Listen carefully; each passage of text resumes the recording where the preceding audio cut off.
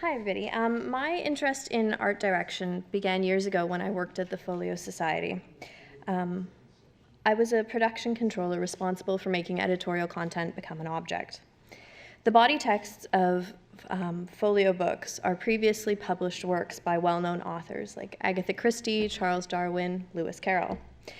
Folio dresses them up with fresh illustrations, thick paper, and elaborate bindings. While I was producing these books, I thought, why do consumers buy them? Who actually reads them? Because gorgeous as they are, they're pricey and sometimes unwieldy in their large formats and stiff bindings. The book's design and production values, so the cover design, typography, paper, binding, and so on, are the most immediately apparent evidence of the text's industrial mediation. These values are unique selling points of books that are published in multiple editions. The different consumer choices and reader experiences offered by a posh folio edition compared to a flimsy Dover paperback led me to my current work. Body text and illustrations are mutable content that's framed and commodified by the book's materiality and, by extension, what I call the title's material evolution, which is the multiple materialities of a title that is published in numerous editions. An edition's a slippery term. I use it in the industrial sense of a repackaging. So how is the title materially differentiated from one edition to the next? How can we know that forms affect meaning, that a book can exercise its power by its appearance, and that the book's physical details tell stories?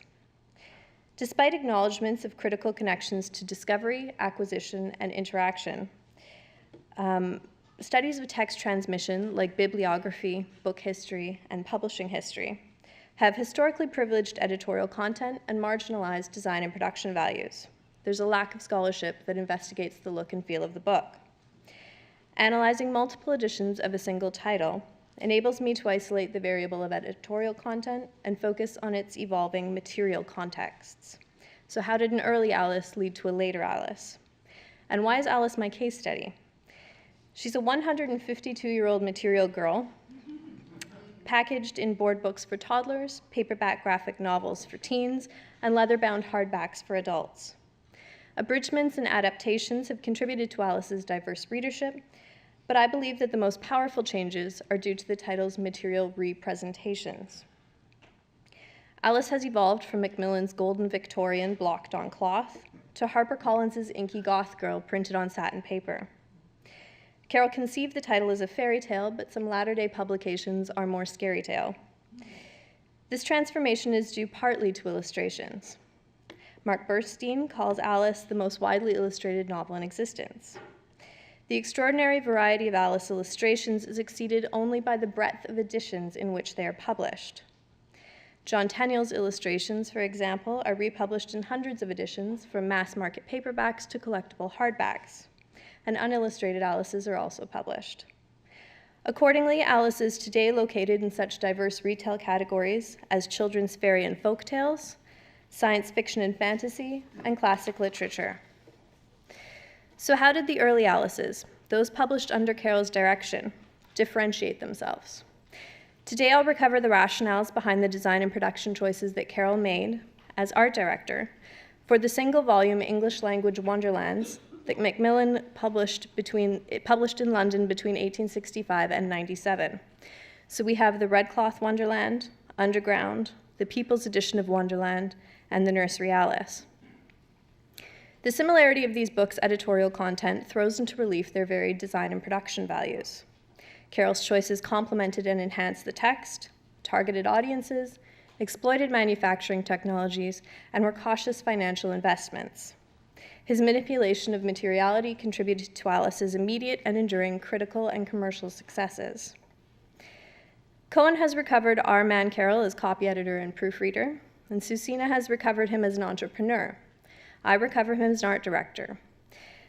And years ago, when I was writing a presentation already titled Lewis Carroll, Author and Art Director, I read in Menge's Alice Illustrated a bursting phrase that stopped me in my tracks. Carroll's collaboration with Tenniel, one might more accurately call it art direction, was both a substitute and enhancement. I thought, good grief, somebody's already gone and done it, my research is a waste. I emailed Mark for the first time and was relieved to confirm that this is an isolated mention of Carroll as art director. And if I may, it presents a scope of art direction that's limited because it focuses on his direction of illustration. And he did so much more than that. The Carroll-Macmillan publishing agreement for Alice had not uncommon Victorian terms, and it set a precedent for their future publications. The author was to determine the size of the book, the quality of the paper, the size and style of the type. He would select the binding, engage the printer, the engraver, the illustrator. These are the jobs of an art director. It's an anachronistic title for a Victorian. Art director was first used in about 1920 in advertising. But it characterizes the lead that Carroll took in the visual and material realization of his texts. Put simply, art directing is to determine the look of things. Stephen Heller, who's one of few art directors who write about the practice, sums it up that way. He goes on to say that art direction is a convergence of various expertise and talent, all with a similar focus, to create a visual and textual entity. It is, moreover, a practice that does not demand expertise or talent in any one particular discipline, but rather an understanding or instinct that enables one to identify and direct others with those skill sets. And indeed, Carroll did not have any particular expertise or talent in publishing at this time. Heller also says that visual thinking is key. An art director must be fluent in the languages of illustration, photography, typography, and even decoration. Carroll did have a keen and long-lasting interest in visual and performing arts. He frequented galleries, museums, and the theater, and he was familiar with critics and artists, including John Ruskin and the Pre-Raphaelites. Carroll yearned to join the art world. Throughout his adolescence, Carroll illustrated domestic magazines, and as an adult, he included sketches in his tens of thousands of letters. And of course, he illustrated the Wonderland gift manuscript for Alice Little, which shows a Pre-Raphaelite influence in its depiction of Alice. Carroll recognized that his talent was limited, so he took up photography, which appealed to his love of gadgetry and children. Photography developed Carroll's eye for composition, proportion, and understanding of image reproduction, which he turned to his books. Carroll accepted the risks, responsibilities, and rewards that we today associate with a commercial publisher. Macmillan earned a 10% commission for marketing and distribution, but really Macmillan did much more than that, advising on all aspects of publication. Cohen observes that Carroll learnt on the job from Macmillan and his suppliers, proving so apt a pupil that he was able in short order to deal with the technicalities of book manufacture, like a thoroughly trained professional. Carroll's 35-year correspondence to Macmillan is filled with solicitations of advice and instructions, including sketches, on the design and production of Alice. An historian of the House of Macmillan says, "There was never an author more elaborately careful than Lewis Carroll for the details of production. Carroll was obsessed with mistakes. He felt them as an old lady feels drafts. Uneven inking, cropped margins, irregular levels of opposite pages, he missed nothing." Carroll, who was entirely responsible for financing publication, put his money where his mouth was. He repeatedly emphasized that whatever be the commercial consequences, all copies that are sold shall be artistically first-rate. So the original, the standard, the red cloth Alice. We know that Tenniel complained that the first Clarendon printing of his illustrations had diminished contrast and too much show-through from the reverse of the page, and he convinced Carroll to, at significant cost, have it reprinted by Clay. Issues of quality are covered by Imholtz, Hanscher, Schiller, so I won't dwell, but refer us again to Heller. Not everyone can be an art director. It means having an ego, but taking pleasure in the egos of others. It means accepting the limits of one's own competence and seeking out the talents of others to bolster it. It means having vision enough to see, define, and direct the total picture. Carroll wanted to publish books of the highest quality possible. He also recognized that Tenniel was an accomplished artist who was guarding his reputation, so he suppressed the Clarendon impression based on Tenniel's objections. With Clay's reprints, Tenniel was happy, so Carroll was happy. Ego satisfied, vision achieved. But there should be a caveat when saying that Carroll was determined to publish the highest quality possible. He was with certain restraint. For example, if he wanted to print the absolute best quality illustrations, he would have taken the Daziel's advice to print directly from the woodblocks. But he didn't. He prioritized preservation of the blocks by printing from electrotypes. So a small sacrifice made with the quality of the first edition paid off with long-term preservation, proving that he had his art director eye on the total picture. Like any good art director, Carroll also observed market trends. The octavo format that Alice adopted was that of The Water Babies, a successful children's book that Macmillan had recently published. It was a production model. It influenced Alice's format, cloth, and binding design, and if I recall correctly, it also has gilt edges like Alice. Carroll wrote to Macmillan that he had come to the conclusion that bright red will be best. Not best perhaps artistically, but the most attractive to childish eyes. So here he's prioritizing the book's audience over his own aesthetics. Can this color be managed in the same smooth, bright cloth that you have in green? Macmillan told Carroll to obtain a copy of The Children's Garland from the Best Poets because it has a red cloth such as I fancy you want. So here we see two Macmillan predecessors and Alice. Although these three books are standalone titles, they form what looks like a series design, but is more accurately described as a generic design that reflects Victorian expectations of children's books. This edition of Alice acted as the standard by which future editions and Carroll's other titles were produced. So Carroll would say his next book should have a similar quality of cloth to the red cloth, fewer illustrations than the red cloth, and so on. Carroll initially wanted to publish in quarto with a 2-column layout, but he took Macmillan's advice to publish in this smaller octavo format. Hansher finds that the octavo's single-column layout maximizes the relevance of the pictures to the text by placing them as close as possible to the passages they illustrate. My research process documents illustration placement, dimensions, and so forth in many editions and reprints. And for the purposes of note-taking, I had to come up with my own titles for the illustrations. My main source was the Wonderland body text because I wanted to ensure agreement with Carroll's language. The text and illustrations are indeed so well placed in the red cloth that I rarely had to look beyond a double-page spread to come up with a good first draft of the title. And as we see from this illustration plan in Carroll's own hand, he planned the subject, size, page, and placement of each and every illustration. This was one of the sources I used when refining what's been endorsed by the Carrollian as the standard list of tennial titles. The columns specify number, so page number, height, width, and subject. Carroll also indicates whether illustrations should be centered or let in at the side of the text block. And interestingly, we see that Carroll considers the mouse's tail to be an illustration even though it's typeset. The mouse's T-A-L-E, shaped as a T-A-I-L, is a slice of text from the body text that exemplifies manipulation of printing technologies. Here we see the tail as Carroll drew it in the Gift manuscript, which was later published in facsimile. It curves half a dozen times with the line length shortening at each bend, and the text gradually rotates upside down. Carroll also uses underlining, punctuation, and capitalization to draw the eye down along the tail. And here on the left, we have an early printed proof of the tail. The decreasing line length and font gives it a tidy sense of closure as it fades to the word death, but the rigid centered column otherwise retains little of the character in Carroll's manuscript. He cut and pasted the proof's column of text to create the curved tail on the right. This mock-up previews the first printing plate. I got to handle the printing plate when I visited Oxford Uni Press, and the head archivist fumbled with his keys and jerked open the glass case, took out the plate, and dumped it on the ground. It was a sickening bang, and I thought, better you than me. But as you can tell from the photo, it remains intact, a testament to Victorian craftsmanship. So here's the early material evolution of the tale, from manuscript to proof to revise to first print in the red cloth.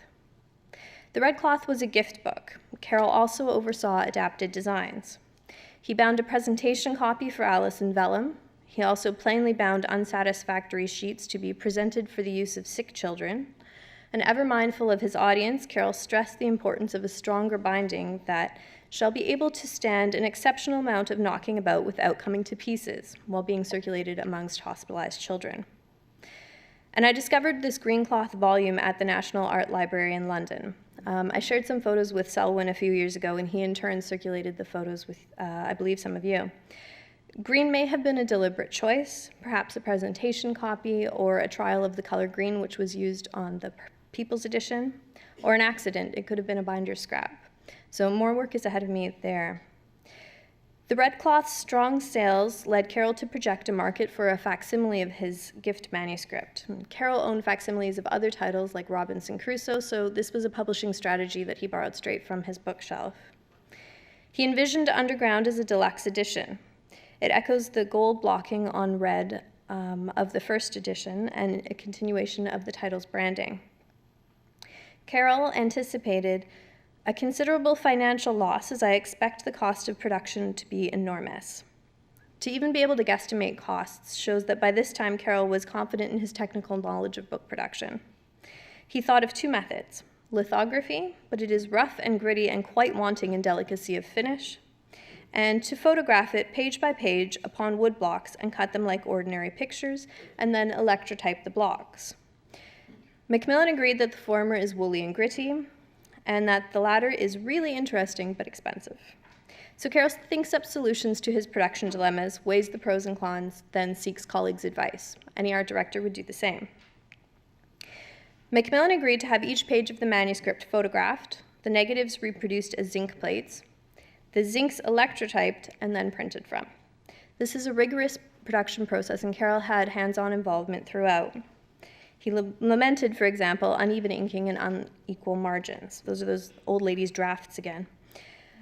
Carroll's valiant attempts at quality control weren't enough to bring the book commercial success. The People's Edition, though, was a roaring success. Carroll conceived of it because the price of the red cloth puts the book entirely out of the reach of many of thousands of children of the middle classes who might, I think, enjoy it. Below that, I don't think it would be appreciated. When Carroll proposed a cheap edition, as he called it, he suggested degrading the red cloth.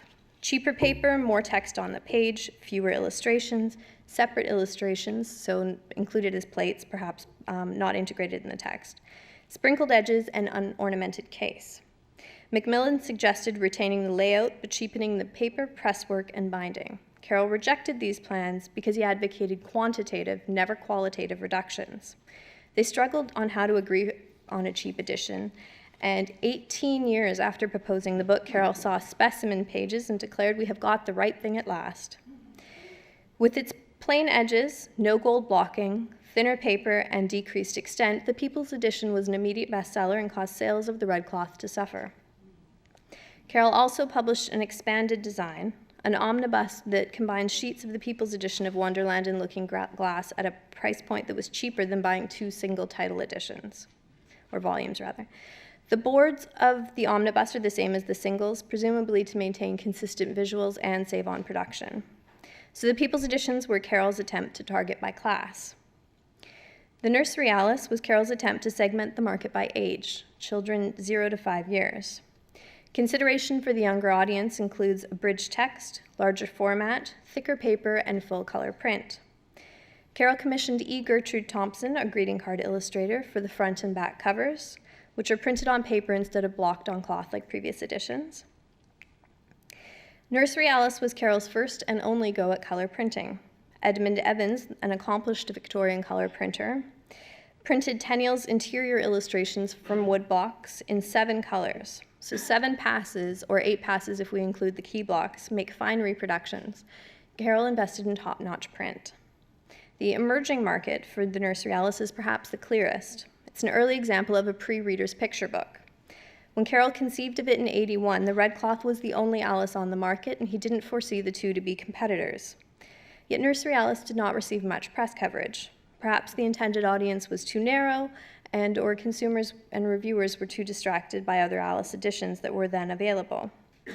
Slow sales and rejected sheets, colors too bright and gaudy, Carroll thought, meant that he had to offload, resulting in a handful of variants, which Selwyn describes as a bibliographical minefield.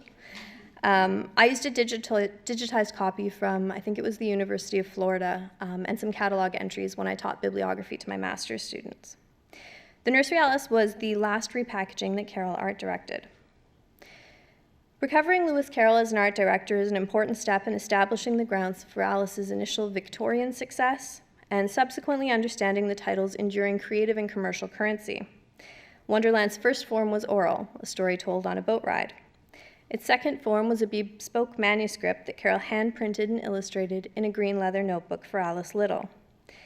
Its third form was the red cloth for the upper classes, and from there Carroll conceived and executed a range of editions, including adapted and expanded designs, that targeted audiences by way of their materialities. Carroll targeted existing readers with Underground, a facsimile, poorer readers with the People's Edition, an overall cheapened production, and new pre-readers with the Nursery Alice, a picture book. Lewis Carroll was the creator of not only the Wonderland texts, but the Wonderland books. Thank you.